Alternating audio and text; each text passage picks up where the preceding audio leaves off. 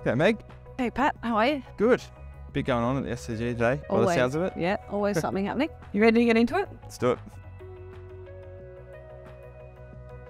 Growing up, who was your team behind the team? The people that helped you get to where you are today? Firstly, I'd probably have to say my parents. They were the ones who were driving me to all the cricket games and trainings and supporting me through the highs and lows of cricket. So I have heaps of memories of being in the car travelling to games, and with my younger sister Anna as well. She was playing too, so they were sort of all the way through, but certainly initially. I certainly couldn't have started the game without the help of mum and dad. Yeah, no, I'm the same. Lots of driving around all Sydney. One of 5 kids, so I don't know how they got us to 5 different sporting venues each weekend, but mum and dad,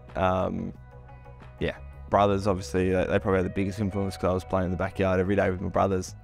And then at Penrith Cricket Club, there for a few years, just absolutely loved it, so I was always there training and playing. Is there a particular memory or moment where someone made a difference in your skill development?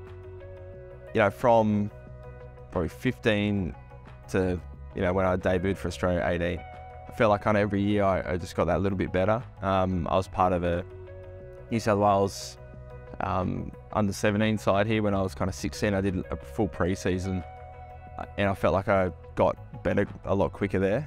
Mark Cameron was our bowling coach then. Even before that, there was a guy in Penrith, Tim Curran, who took me under his wing a little bit and just do some extra sessions and just talk about the kind of basics of bowling, which I'd never really thought about, different biomechanics, how you're trying to get a batter out, just thinking your way through a full days of cricket. So I felt like I got a lot better kind of speaking to those kind of guys. For me, it's probably my batting coach, who I've still got today, all the way back to year 9. He was not about technique, but literally about scoring runs. That's all we spoke about. So It didn't necessarily matter what it looked like, but we wanted sort of effectiveness and, because that's really what it's about. Batting is scoring runs. So that sort of resonated really well with me. And I feel like once I sort of got out of my head that it had to look a certain way, there's obviously fundamentals that you sort of need to have in place. But once you don't worry too much about that, I think that sort of helped me throughout my journey.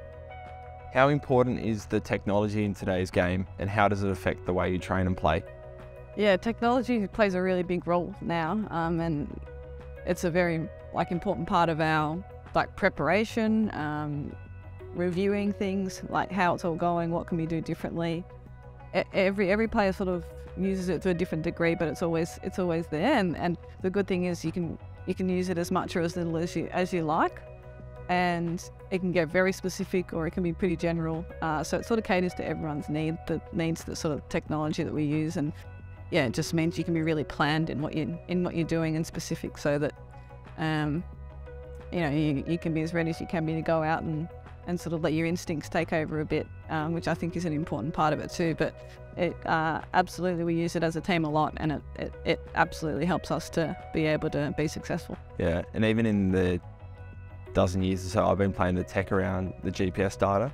So always where GPS is at training and games, the data they get from that to be able to manage injuries and prepare, so in a pre-season or 6-10 weeks out from a tour, that's used to make sure that once you get on the tour, your risk of injuries is as low as it's ever going to be.